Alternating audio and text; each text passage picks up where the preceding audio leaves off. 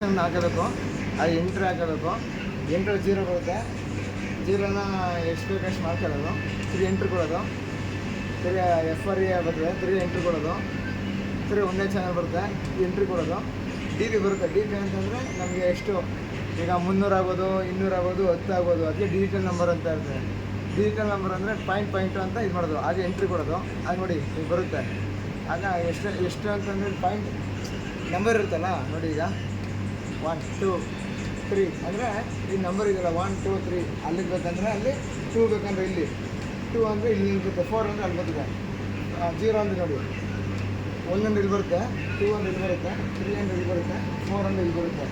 ನಮ್ಮ ಸುದ್ದಿಗೆ ಬೇಡ, ಅದಕ್ಕೆ 0 ನಿಲ್ಲಿಸ್ಬಿಡ್ತೀನಿ. ಎಂಟ್ರಿ ಹೊಡೆದೆ, ಎಂಟ್ರ 0 ಬಂತು, 3 ಎಂಟ್ರಿ ಹೊಡೆದೆ. ಇದು 0 ಅಂದರೆ 2 0 ಅಂದರೆ 0 ನಿಲ್ಲಿಸ್ಬೇಕು. ಈಗ ಸ್ಪ್ಯಾನ್ ನೋಡಿ ಫ್ರೆಂಡ್ಸ್, ಸ್ಪ್ಯಾನ್ ಅಂದರೆ ನಾವು ಎಷ್ಟು ಬೇಕು ಅಷ್ಟು ಅಲ್ಲಿ DCSL ನಮಗೆ ಎಷ್ಟು ಇನ್ಪುಟ್ ಅಂತ ನಿಲ್ಲಿಸ್ಕೋಬೇಕು.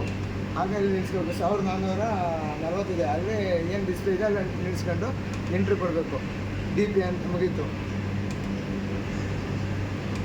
ಈಗ F ಹೋಗ್ಬಿಟ್ಟು ಎಂಟ್ರಿ ಹೋಗ್ಬಿಟ್ರೆ ಈಜಿ ಆಗ್ಬಿಡ್ತದೆ. ಅಷ್ಟೇ ಫ್ರೆಂಡ್ಸ್.